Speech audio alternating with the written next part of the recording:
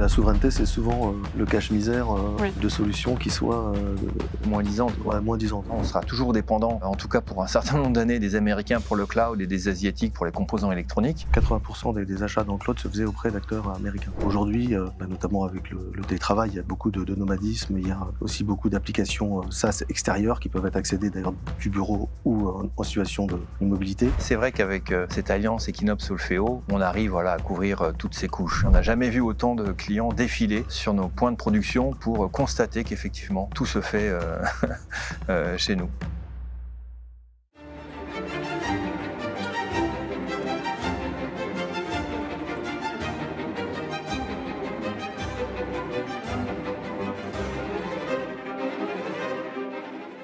Bonjour à tous et bienvenue sur notre émission L'Angle d'attaque, l'émission cybersécurité, business et stratégie de Risk Intel Media.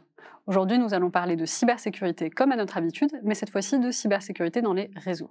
Pour ceux qui ont l'habitude de nous suivre, n'oubliez pas de liker et de commenter pour nous dire ce que vous en pensez. Et pour les nouveaux arrivants, n'oubliez pas de vous abonner pour qu'on puisse continuer à vous proposer un contenu de qualité. Aujourd'hui, on va recevoir deux experts pour parler de ce sujet. Bonjour Sylvain Cartier, vous êtes directeur général marketing et stratégie d'Equinox, et Alexandre Souillet, vous êtes fondateur d'Olfeo et ex-président. Donc Olfeo qui est un éditeur de logiciels en cybersécurité français. Vous êtes désormais Chief Cyber Development Officer auprès d'Equinox. Alors pour le contexte, le groupe Equinox est un acteur majeur dans la technologie des télécommunications. C'est un acteur d'ailleurs français qui est né à Paris en 2003 et qui est coté en bourse. Alors pour le petit rappel, Equinox propose des solutions technologiques innovantes pour les entreprises et les télécoms. Et puis nous avons Olfeo qui est un éditeur de logiciels en cybersécurité qui a été justement lors d'une acquisition en mai dernier racheté par Equinox et qui va permettre aujourd'hui de pouvoir construire finalement une entreprise européenne sur la cybersécurité des réseaux. Alors j'aimerais qu'on commence avec de l'actualité. C'est vrai que les télécoms sont toujours au cœur des cyberattaquants et que ce soit pour différentes raisons. Ça peut être soit des motivations qui sont de l'activisme pécunier ou tout simplement de l'espionnage industriel. Et je parle notamment de ce qui a pu se passer récemment avec Salt Typhoon, vous avez dû en entendre parler, qui a défrayé la chronique aux États-Unis puisque ce sont un groupe de hackers chinois qui se sont infiltrés sur les télécoms américains. Et donc ça pose la question de savoir est-ce que c'est quelque chose qui pourrait se produire en Europe ? Tout à fait, ils connaissent pas de frontières. Alors là, vous parlez d'un cas qui était effectivement assez visible parce que c'est assez énorme de voir des Chinois comme ça pénétrer le territoire américain. Mais dans notre quotidien, ça arrive tous les jours. Je ne sais pas si vous avez déjà reçu un SMS d'un pseudo coursier qui n'arrive pas à mettre son colis. C'est la mode. Voilà, ça c'est ce qu'on appelle du phishing.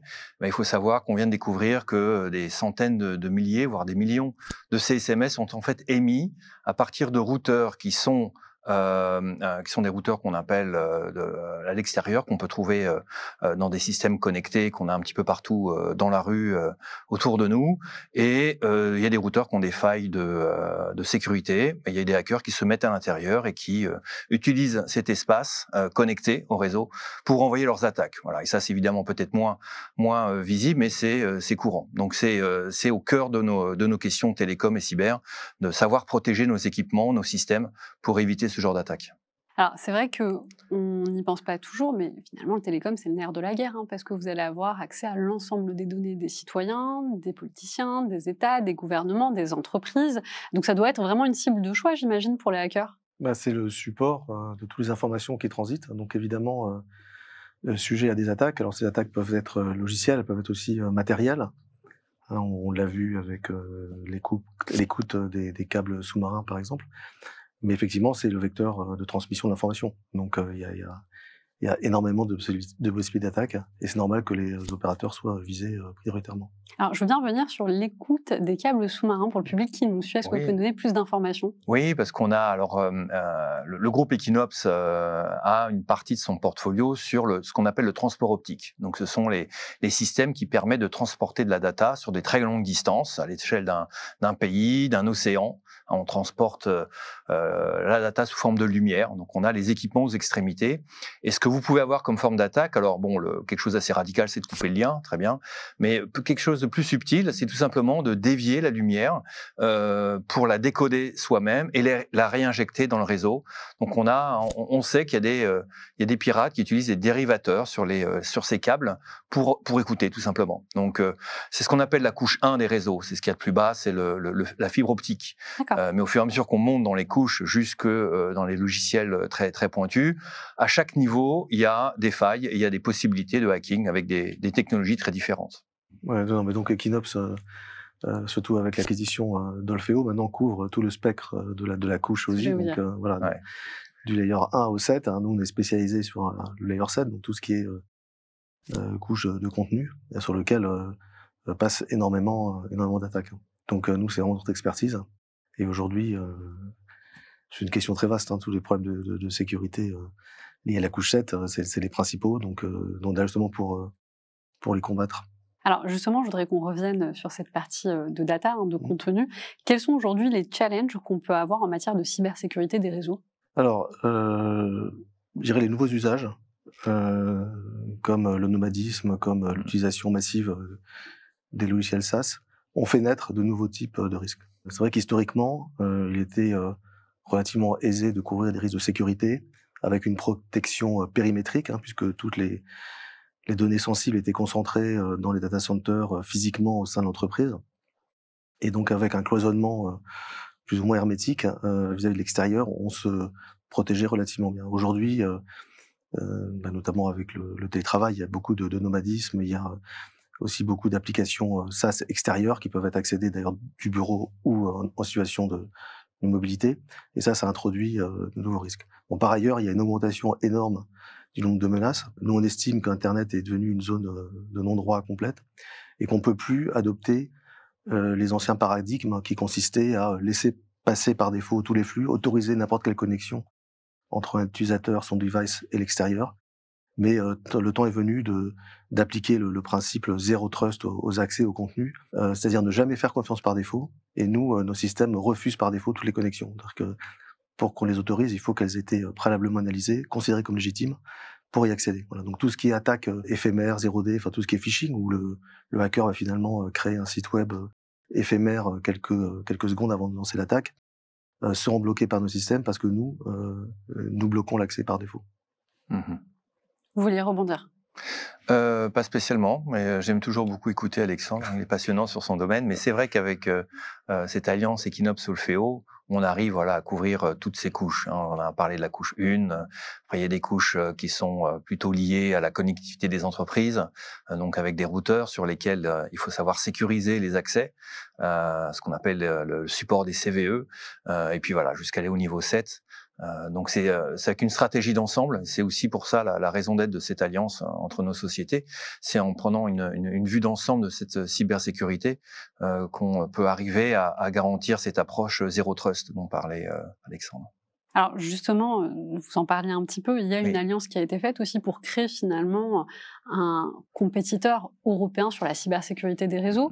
Et donc forcément, j'aimerais qu'on revienne un peu sur ce qui se passe en termes d'actualité géopolitique. On voit qu'il y a des tensions, et notamment même avec nos alliés, pas juste avec nos ennemis. Et donc, comment aujourd'hui on positionne en termes d'identité une entreprise européenne comme celle-ci ? C'est une question qui est finalement assez récente, parce que comme vous l'avez signalé, on peut avoir maintenant certains doutes sur nos alliés historiques. Il y a différents exemples, hein, et encore récemment, ils remettent, ces acteurs essentiellement américains remettent en cause nos directives européennes sur la protection des données. Ils se sentent libérés, hein, ils étaient un peu plus feutrés auparavant, et là tout d'un coup on les sent beaucoup plus agressifs. Je pense que je laisserai aussi là pour Alexandre qui vous parlera de l'hébergement des données et de tous ces risques-là. Mais en tant qu'acteur européen,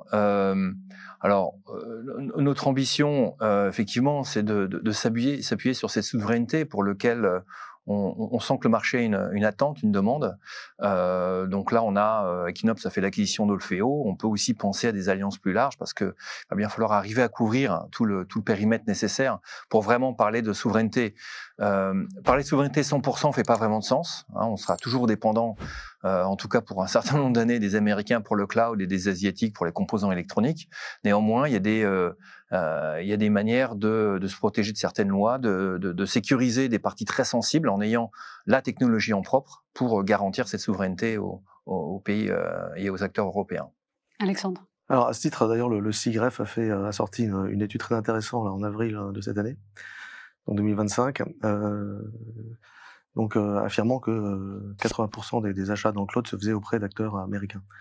Et même c'est 90% des données européennes qui transitent par des serveurs américains. Donc oui, il y a un véritable problème de souveraineté. Et je pense que les entreprises auraient vraiment intérêt, surtout dans un contexte géopolitique comme celui que nous connaissons, à se poser des questions sur les risques qu'ils prennent, à ne pas faire d'analyse précise des dangers que ça peut représenter. Il y a des dangers à tout niveau. Quelques-uns, donc je crois qu'après avoir lu les livres de Snowden, qui ont été bien évidemment confirmés, il faut faire preuve de beaucoup d'angélisme pour imaginer que ces données pourraient ne pas être exploitées, surtout dans les logiciels de sécurité, qui se caractérisent par le fait de concentrer en leur sein les données les plus sensibles de l'entreprise. Donc c'est le principe de la cyber, c'est de protéger les sensibles, donc par défaut on les connaît. Voilà, donc s'imaginer que ces données ne seront jamais regardées alors qu'il y a des tas de lois extraterritoriales, le Cloud Act bien sûr qui est le plus connu, mais il y en a beaucoup d'autres. C'est un risque. Après il y a d'autres risques, il y a des risques financiers, par exemple de droits de douane. Ça c'est aussi quelque chose qu'il faut imaginer, alors qui semblait un peu improbable il y a quelques mois, mais c'est plus le cas maintenant. Il y a des risques de continuité de service. Donc par exemple on a vu qu'un acteur américain bien connu a coupé les accès aux mails à la Cour pénale internationale. Donc ça c'est des risques de continuité de service qui sont importants. Dans les risques financiers aussi, on a vu l'espèce d'emprisonnement des entreprises françaises avec des tarifs publics qui ont complètement explosé. On cite souvent le cas de VMware, mais aussi le cas d'ailleurs de Microsoft. Donc il y a aussi ce danger-là. Donc il y a plein de dangers et il faut les analyser. D'ailleurs, Exatrust a sorti en septembre aussi, dans le cadre du baromètre de la souveraineté, une statistique disant qu'il y a quand même 50% des entreprises françaises qui ont déjà bloqué des acquisitions de produits sur le seul motif de la souveraineté. Voilà. D'accord. Parce qu'en fait, ce que vous nous expliquez, c'est que avoir trop de dépendance technologique, si demain, dans un contexte géopolitique peut-être moins favorable, on pourrait se retrouver avec une guerre financière, vous parliez tout à l'heure justement de VMware, ou alors dans une situation où on pourrait carrément nous couper les accès, donc si on n'a pas d'alternative, on ne pourrait pas faire face.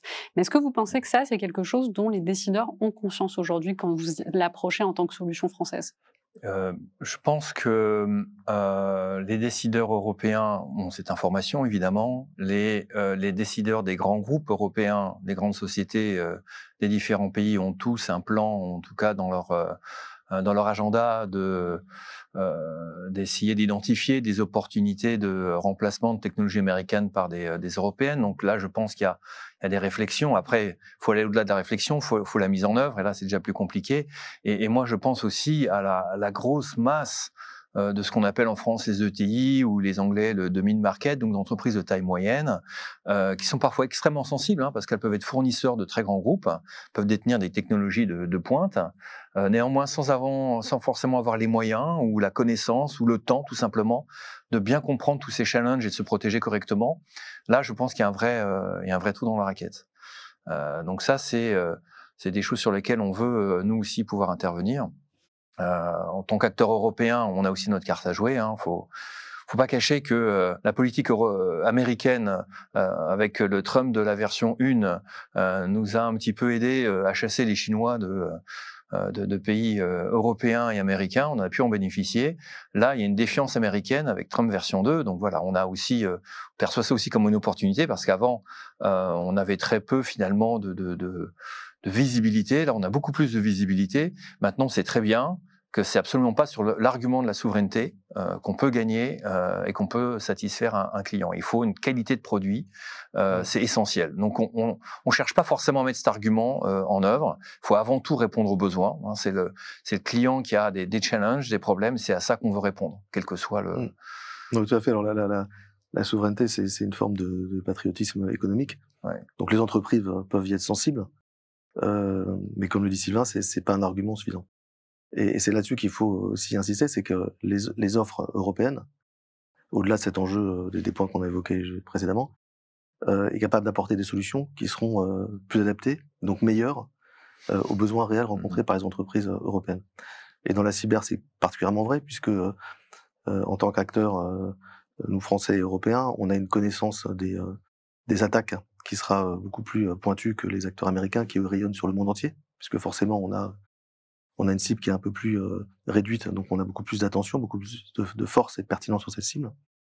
Et vous avez, en plus, on a une bien meilleure connaissance des comportements d'Internet pour notre activité que c'est pour les Américains. Donc on est capable de bien mieux défendre nos clients. Voilà.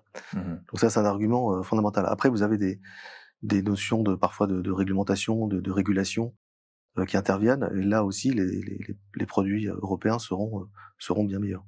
Ça tombe bien que vous parliez justement de la question de la souveraineté versus la question de la compétence. C'est une des questions que je voulais poser un peu plus tard, mais allons-y, rentrons dans le sujet. J'avais eu une table ronde justement où j'étais accompagnée de CISO et on posait cette question de la souveraineté, parce que c'est pas une question nouvelle, on la répète. Et la réponse avait été plutôt claire, c'était de dire, moi en tant que directeur de la sécurité des systèmes d'information, je dois garantir finalement des solutions qui fonctionnent, parce que si demain il y a un problème au niveau du groupe, mon choix de solution retombe sur moi.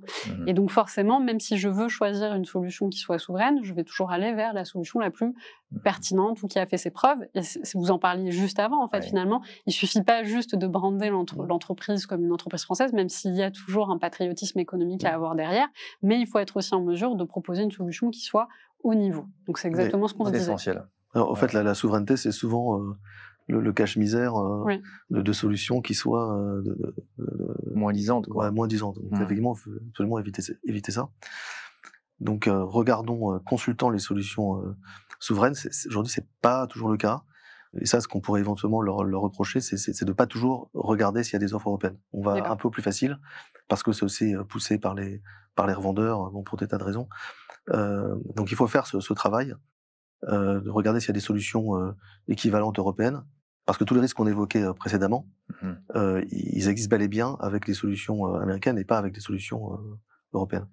Ça, c'est un point important que dit Alexandre, c'est que on est souvent sollicité par différents programmes français, européens, pour participer à des financements, et en retour de ces financements, on doit faire certains développements, etc. Nous, notre message, c'est de dire on ne cherche pas forcément à être subventionné, à être financé. Par contre, on veut avoir notre chance sur toutes les opportunités du domaine de la sphère publique, par exemple. Qu'on puisse imposer quelque part que dans une consultation, quand c'est possible, quand la technologie existe, qu'un Européen, qu'un Français soit consulté. Ça, je pense que ce serait quelque chose de bien à mettre en place. Alors, il y a des rumeurs qui circulent en ce moment sur le rachat de SFR, donc qui sera en difficulté par Bouygues, forcément, comme on le disait, vous travaillez aussi avec les télécoms. Est-ce que ce type de rachat, ce type de fusion, ça pourrait impacter, vous, votre modèle, votre business? Est-ce que ça vous impacte, d'une manière ou d'une autre, d'ailleurs? Alors, du côté d'Equinox, on travaille avec beaucoup de grands opérateurs en Europe et dans le monde. SFR est un de nos clients, Bouygues Télécom également, Orange aussi. En France, on travaille avec les 3 grands opérateurs. SFR, c'est un client dans lequel on est assez proche. On travaille bien avec eux. Il y a en particulier ces dernières années. Alors, c'est vrai qu'ils sont un peu en moins bonne santé. Il y a eu quelques histoires, comme vous le savez. Et depuis, ils ont eu une appétence pour une technologie française. Donc ça, on a pu développer pas mal de choses avec eux. On travaille aussi avec Bouygues, pareil, de la même manière, en bonne entente. Donc une fusion, écoutez, ça change pas grand-chose. C'est un groupe plus grand, voilà. On travaille aussi très bien avec Orange. Donc ils auront de toute façon le même nombre de clients, les mêmes besoins. Donc nous on est prêts, bien sûr. On sera ravis à les accompagner dans cette fusion si elle arrive. Pour l'instant, on n'a pas d'indication que ce soit effectivement Bouygues qui rachète SFR. Alors, pour revenir un petit peu sur cette question de marché européen, c'est l'objectif, c'est de créer finalement un compétiteur européen sur la cybersécurité des réseaux. Lorsqu'on discute avec des entreprises qui tentent justement de conquérir le marché européen, l'une des premières choses qu'ils nous font remonter, c'est qu'il y a une difficulté parfois à aller sur un marché où vous avez 27 territoires différents, avec différentes langues, différentes cultures, par rapport à un marché américain où je comprends cette histoire de plusieurs États, mais ça reste quand même un pays unique. Est-ce que vous entrevoyez potentiellement des challenges justement dans cette montée vers le marché européen, ou vous pensez que ces problèmes ne vont pas s'appliquer? Bon, du côté d'Equinops, et puis après, ce serait intéressant qu'Alexandre s'exprime sur Olfeo, mais sur Equinops, on est déjà dans pratiquement tous les pays européens. Oui. Mais je vous rejoins sur le point que ça reste 27 pays avec 27 cultures, 27 langues, et c'est pas évident. En fait, on grandit quand on démarre surtout sur un marché intérieur. Et donc, sur une société qui démarre dans un des pays européens, il va grandir avec son marché intérieur. Et c'est vrai que le marché intérieur États-Unis est tout de suite bien plus grand, ils vont bien plus vite. Donc, c'est pas évident. Moi, j'ai pu participer à différentes sociétés françaises qui ont démarré en France et finalement ont trouvé leur levier de croissance aux États-Unis, en réalité, en allant aux États-Unis et bénéficiant de ces tailles de marché. Maintenant, voilà, nous, on a une présence européenne. On travaille aussi bien avec les opérateurs télécoms en Allemagne, en Angleterre, dans les pays nordiques, et puis dans d'autres parties du monde. Donc, voilà, on sait aborder ça, mais je reconnais que c'est pas forcément évident. Et... Voilà. Alors, enfin, tout à fait. Hein, c'est l'objectif dans le rapprochement d'Olfeo et l'Equinops, c'est justement de pouvoir faire bénéficier à une offre Olfeo pure cyber qui était essentiellement française, ou en tout cas qui visait le marché de l'Europe francophone, par un accroissement de son terrain de jeu géographique, et notamment en Europe. Donc c'est une des raisons pour lesquelles cette opération a été faite. Bon, les autres raisons, c'est le rapprochement, la convergence entre donc le réseau et la cyber. Et enfin, il y a un troisième axe qui est la complémentarité, puisque dans la distribution, puisque Equinops a une approche commerciale orientée essentiellement vers les opérateurs ou les MSP, alors qu'Olfeo adresse les clients finaux via un réseau de resellers via son channel. Donc sur l'Europe, nous, on a vraiment eu du mal à le faire. Je pense que c'est avant tout par manque de financement, effectivement, dans un environnement complexe. Et d'ailleurs, c'est un peu le point commun de beaucoup de boîtes cyber françaises, hein, puisque on se connaît tous, hein, on est tous, c'est un marché qui est très atomisé. Vous avez très très peu de boîtes qui dépassent les 20 millions d'euros de chiffre d'affaires, par exemple. Et donc, quand vous êtes sous 20 millions, vous avez beaucoup de difficultés à investir pour rentrer dans 1, 2, 3, 4, 5, 10 pays. Donc ça, c'est vraiment un problème, et c'est un problème qui, pour moi, avant tout lié à la taille, est lié aux capacités de financement.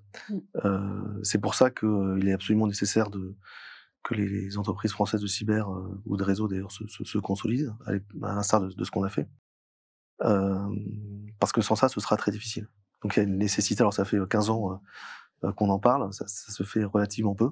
Donc peut-être que c'est le moment, et j'espère que ce qu'on a fait avec Equinops, ça va être le début. Voilà, alors on a aussi nous-mêmes des projets en ce sens, mais je crois que c'est que par la consolidation, donc l'augmentation de la taille des acteurs, qu'on pourrait être capable de se déployer à l'international. Je crois que c'est le moment, parce que voilà, comme vous parliez du contexte international, et partout en Europe, il y a un regard qui se tourne vers les technologies européennes en globalité. On a déjà fait un tour d'Europe pour présenter Olfeo à tous les clients d'Equinops, et le retour est très bon. Il y a un vrai appétit pour travailler ensemble. Donc après, il faut localiser. C'est sûr que faut pouvoir traiter le suédois, le finlandais, l'allemand correctement dans tout ce qui est filtrage niveau 7 où la langue compte. Donc voilà, mais c'est des travaux qu'on saura faire. Et voilà, on a beaucoup d'attentes, mais aussi beaucoup d'excitation à réussir ce challenge. Et d'ambition. Je vous rejoins, c'est vrai que c'est le moment, avec le contexte géopolitique, nous aussi, de notre côté, Risque Intel Média, on entend aussi quelques bruits de couloir, cette volonté de se tourner notamment vers des sociétés européennes pour plus de souveraineté. Alors, j'aimerais vous poser la question de l'IA, parce que c'est vrai que l'IA, elle est rentrée tellement dans nos vies, dans nos entreprises, de façon quotidienne, que quelles que soient les émissions aujourd'hui qu'on fait, on est toujours curieux de savoir comment l'IA impacte certains secteurs d'activité. Donc je voulais vous demander aujourd'hui comment l'IA a pu impacter peut-être le secteur des télécoms, que ce soit l'IA agentique ou l'IA générative. Alors l'IA, bon, effectivement, comme vous dites, tout le monde l'a expérimenté, tout le monde a beaucoup d'espoir. Maintenant, on passe à une phase à comment la monétiser. On sent la recherche de ce côté-là. Dans notre secteur, l'IA, je pense qu'il y a trois pistes importantes à regarder. La première piste, c'est, faut pas le négliger, savoir s'en protéger, parce que l'IA peut être utilisée et est utilisée par les cybercriminels, peuvent faire des attaques extrêmement pertinentes, rapides. Les fameux mails qu'on filtrait facilement, maintenant ils sont extrêmement bien faits. C'est de plus en plus difficile en tant qu'humain. Et je pense qu'Alexandre pourra vous expliquer que c'est l'humain qui est le point fragile de toute attaque réussie. Donc l'IA, faut savoir s'en protéger. C'est le premier point. Le deuxième point, c'est que l'IA, on doit pouvoir l'utiliser bien sûr pour se protéger et communiquer. Donc là, il y a beaucoup de champs de domaine. La première réflexion, c'était de dire, mais en fait, dans les réseaux, il y a plein de data. On sait que le pétrole de l'IA, c'est la data. Donc, il y a tous ceux qui ont transité la data ou qui, à un moment donné, ont de la data entre les mains, pourraient chercher à utiliser de l'IA pour apprendre et ensuite pouvoir prendre des décisions de manière assez automatique avec l'agentique. Donc, dans les réseaux, ça va être de la prise de décision sur des directions de trafic ou de la maintenance prédictive. Dans la cybersécurité, j'y serai Alexandre expliqué, mais il y a plein d'idées également. Et le troisième pan de l'IA, il y a beaucoup de conférences en ce moment autour de ce sujet, c'est que il faut aussi la considérer éventuellement pratiquement comme un employé d'entreprise, parce qu'elle va travailler pour nous. Donc, il faut la protéger de ce qu'elle peut faire, mais aussi des attaques qu'elle peut subir. Donc ça, c'est encore un autre aspect. Donc c'est les agents qui réalisent des tâches, surtout là, je dirais plutôt pour l'agentique IA. Il faut la prendre en compte comme un asset, comme un autre, et savoir la protéger. Alors nous, on utilise dans les solutions cyber l'IA depuis déjà un certain temps. Oui. On a notamment fait un programme de recherche avec la Direction générale de l'armement il y a déjà plusieurs années pour l'analyse des contenus. Comme je disais tout à l'heure, ils se multiplient tellement volumineux que l'humain n'est plus en capacité de traiter toute cette information. Donc l'IA est pour nous une aide très précieuse. Et d'ailleurs, on voit bien la progression dans la qualité, puisque il y a 4-5 ans, on arrive à détecter qu'une partie des attaques. Aujourd'hui, ce taux monte énormément. Donc la puissance de l'outil, la qualité de ces outils en font un allié aujourd'hui complètement indispensable.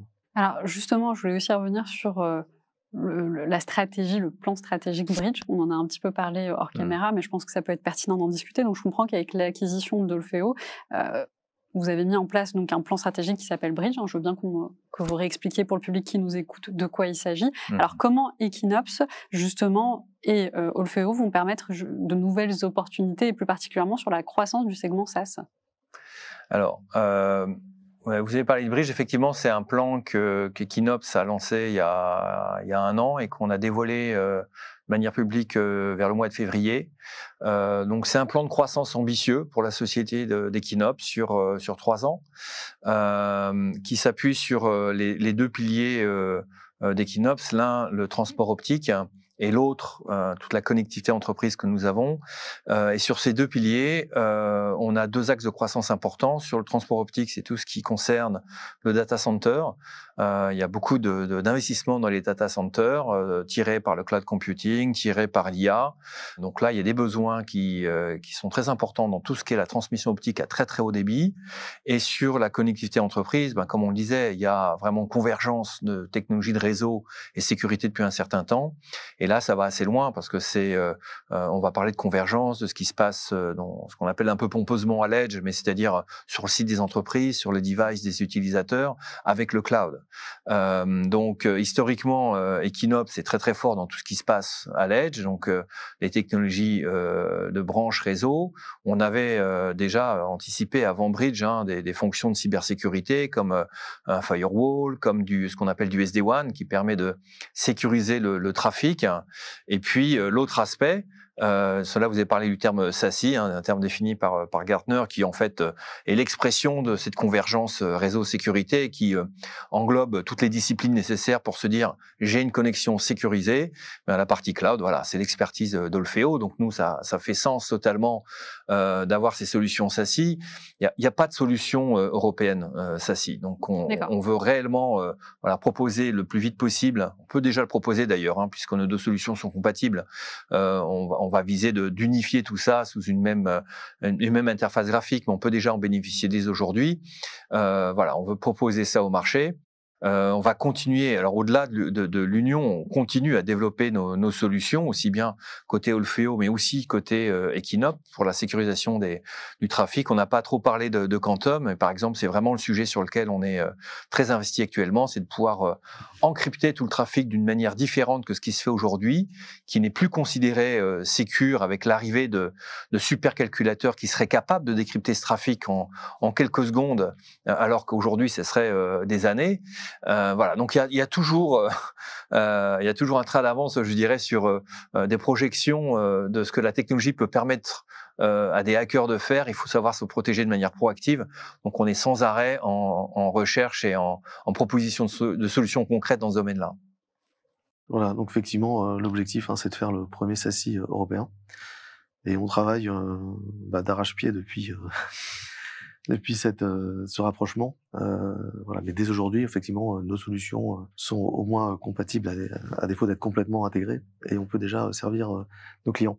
Il faut bien comprendre que le SASI, par sa position, va récupérer tout le trafic Internet d'une entreprise, donc il va être à la frontière des échanges entre l'interne et l'externe, qu'on va accéder à un flux qui sera intégralement déchiffré, donc on a accès à toutes les données. Et j'insiste encore, les plus sensibles. Donc, dès que vous utilisez une application SaaS pour mettre des propositions commerciales, des travaux de R&D, bien sûr, l'endroit où vous allez stocker ces informations doivent être protégées et doivent être sécurisées. Enfin, vous devez avoir confiance. Mais le SASI va transporter toutes ces informations et, encore une fois, il aura accès à ces données en clair. Donc vous imaginez l'enjeu qu'il y a derrière ça. Et imaginons que un éditeur SASI aurait des intentions malignes, il pourra accéder aux informations les plus sensibles. Voilà. Nous, on veut protéger les entreprises françaises, européennes et même au-delà de ce risque. Et est-ce que vous pensez que la souveraineté technologique en Europe est atteignable? Et puis peut-être redéfinir, c'est quoi pour vous la souveraineté technologique exactement? C'est une bonne question. Alors, la souveraineté technologique... C'est déjà l'indépendance technologique, être capable de produire ses propres solutions pour pas dépendre de celles des autres. C'est vrai, on en parle avec l'armement, mais la cyber, c'est quoi? C'est se défendre, être autonome, disposer de ses propres technologies. Voilà. Donc, c'est fondamental, surtout dans un monde agité comme il est aujourd'hui. Fondamental, néanmoins... Sur l'aspect télécom, c'est très compliqué. Sur l'aspect cloud aussi. La majorité des composants électroniques viennent d'Asie. Tous les clouds sont pratiquement... Enfin non, il y a quand même des solutions européennes, mais elles sont majoritairement américaines. Donc ça va prendre du temps. Mais bon, voilà, ça doit être le but. C'est intéressant d'avoir vos deux visions, parce que forcément, d'un côté, on a la partie cybersécurité, donc tout de suite, la souveraineté est essentielle finalement pour la survie de nos données, là où de votre côté, effectivement, on entend aussi qu'on ne peut pas vivre seul, on est obligé d'avoir une certaine interconnexion, une mondialisation. Alors, pour revenir sur la partie des décideurs, jusque-là, on a redécortiqué un petit peu la notion de souveraineté, on a regardé ensemble pourquoi il y avait ce besoin-là de monter en puissance, et notamment, on parlait de géopolitique. Est-ce que vous pensez que pour qu'il y ait une plus grande prise de conscience de la part des décideurs, il ne faudrait pas peut-être intégrer peut-être des modules de gestion des risques géopolitiques pour qu'ils puissent comprendre justement un peu le monde dans lequel on est et le pourquoi finalement de l'importance d'une souveraineté technologique? Je crois que fait partie des missions d'un RSSI, donc il doit prendre conscience de ça. Il y a des formations qui existent. Voilà. Après, comme je disais, c'est un risque qui semble plus lointain. Donc, on sait qu'il existe, mais souvent on veut se le cacher. Donc, il rentre très peu dans la grille d'analyse d'une solution. Quand vous allez faire un choix d'une solution, vous allez noter plusieurs parties, la fonctionnalité, les fonctionnalités, la technique, le prix, etc. Et il faut vraiment que le poids du risque, comme je disais tout à l'heure, lié à des technologies extérieures. Si j'ai des concurrents américains dont on peut imaginer qui pourraient, comme le dit Snowden, rencontrer régulièrement des agences de renseignement étrangères pour qu'elles partagent les découvertes. C'est écrit textuellement dans le bouquin de Snowden, donc c'est pas un délire. il faut faire attention à ça, il faut faire attention aux risques financiers, on l'a évoqué. Voilà.